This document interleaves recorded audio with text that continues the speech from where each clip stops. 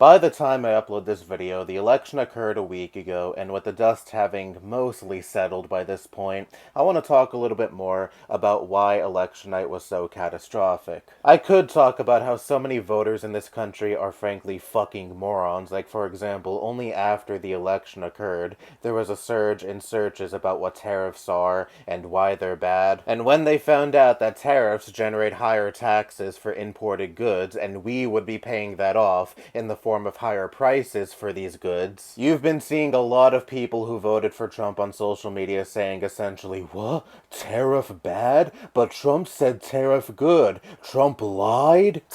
I have more respect for the cat shit I had to clean out of the litter box right before recording this video than I do for the median voter, but anyway. Instead, I wish to direct my anger towards, once again, the DNC, because this is a loss that they should never, ever be able to live down. I'm looking at the electoral map on Google, and currently Trump has 74 million votes versus Harris's 71 million votes. I find Trump's numbers to be very interesting because when we're talking purely about the popular vote, he really didn't do that much better than he did in 2020. He got 74 million votes in 2020 as well, and with votes from this past election still being counted, he's likely to break 75 million, so let's say he just gets a million more votes than he did 4 years ago. That's not a big increase in his voter base, and certainly not indicative of this huge rightward shift that is supposedly occurring in this country when the votes between both candidates are damn near neck and neck. This says to me that Trump has a clear cap in his popularity. You are always going to see roughly 70 million people turn out for him. But Kamala could not attain the additional roughly 10 million people who voted for Biden to also vote for her. Because the DNC fails to entice people. They are obsessed with running on preserving the status quo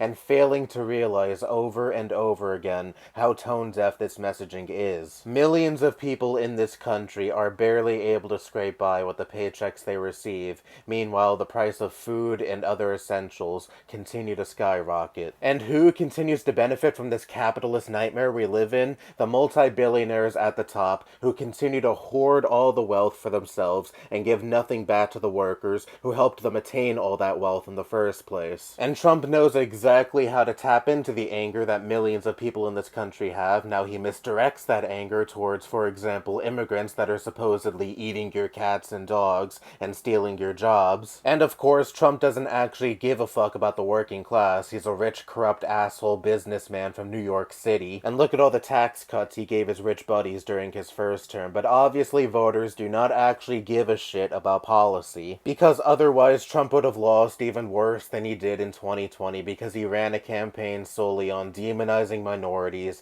and talking about squashing his enemies. But ultimately voters only care about being appealed to, and mixed in with Trump's extremist rhetoric was talks about fixing this country's economy. Again, it's not like he had the right solutions with his tariffs and wanting to make a boogeyman out of migrants, because at the end of the day, both political parties adhere to billionaire donors, so you'll never hear either candidate say, these are the people you should direct your ire towards. But voters like a candidate who they, at the very least, think speaks for them. And Kamala instead wanted to parade around with Beyonce and Taylor Swift and Dick and Liz Cheney. What do any of these people have in common with the working class? Nothing. They thought they could win with a near non-existent block of Republican voters who are sick of Trump and will hop over to the Democrats. Only 5% of registered Republicans who voted in this election voted for Kamala. 9 times out of 10, a Republican disillusioned by Trump is still just going to vote for Trump because they may be sick of his antics, but they still believe that he represents their interests more than the Democrats do. And Kamala thought she could just win over everyone else with the ringing endorsements of multi-millionaire and billionaire celebrities like Taylor Swift and Beyonce. You need to actually have something to run on. Posturing yourself as more dignified than Trump has now costed you 2 elections that on paper should have been slam dunks. And Biden got extremely lucky that COVID happened during an election year and Trump bungled the pandemic as badly as he did, because otherwise I think Trump would have absolutely won his second term in 2020. Because Democrats don't run campaigns that focus on tending to the needs of the working class. They run campaigns that want to make you go, look how polished and dignified this candidate is. Trump is so crass and uncivilized. I'm gonna go vote for the Democrat instead. People aren't looking for those kinds of candidates anymore. The era of civility politics is over. Trump put several nails in that coffin by now. If Trump ran as a neocon Mitt Romney-style Republican, he would have lost in 2016. He knows this country is agitated and knows how to tap into said agitation. Again, he makes voters come to the completely wrong conclusions about what is wrong in this country and how to fix said problems. But the populist language Trump codes his extremism and bigotry in caters to voters, and voters like being catered to. Voters feel condescended towards when they see a refined candidate on the national stage because they know said candidate doesn't speak for them. You had two opportunities to have a candidate like Bernie Sanders, a true populist who is popular with voters in this country. But you chose to sack him twice in favor of two objectively inferior candidates in 2016 and 2020 because you're more concerned with appealing to the interests of your multi-billionaire donors than you are with winning elections. I brought up the DNC failing to entice their voter base on Blue Sky, and someone replied with this. I don't think so. I don't think the online left hurt the Dems, which is something I have never argued, and frankly I think anyone who unironically thinks a demographic as irrelevant as the online left sunk Kamala's campaign is a fucking idiot. But the white majority has decided they are never going to be open to the progressive agenda, even as they say they like individual progressive policies.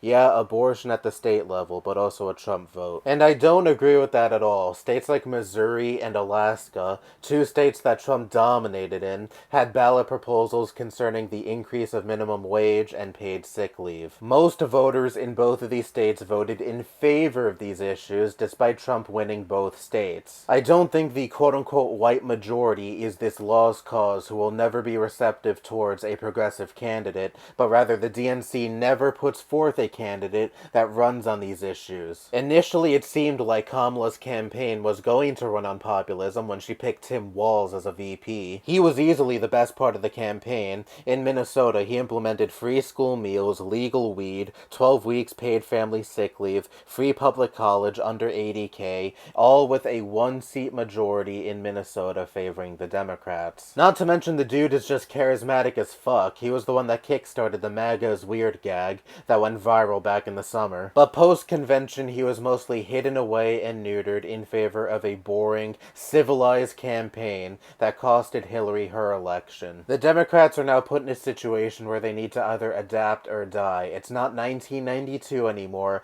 No one is looking for a polished, civilized politician anymore. Voters want someone who they think will speak for them, and instead of allowing a fraudster like Trump to be that person, you could have had a true populist candidate run in the race, and voters could have contrasted Trump's fake populism with that candidate's real populism. But instead, we had Kamala thrown into the race, a candidate that enticed no one, and made at least 10 million voters that would have voted for her say, fuck it, I'll just stay home. This failure is entirely on the DNC for not resonating with their voters, and I fear that people will take away the wrong lesson from this. I'm already seeing dumbass liberals say shit like, the Democrats need to stop pandering to the far left. On what fucking planet was Kamala's campaign quote-unquote far left? She was running to the right on issues such as the border. She was palling around with Dick and Liz Cheney. Voters don't want a diet Republican. We already have a Republican Party. We are well aware of how awful the Republican Party is.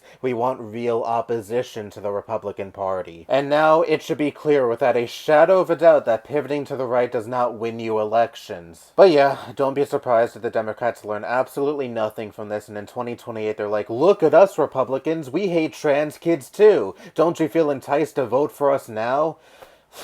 Anyway, that's all I have to say. Bye-bye.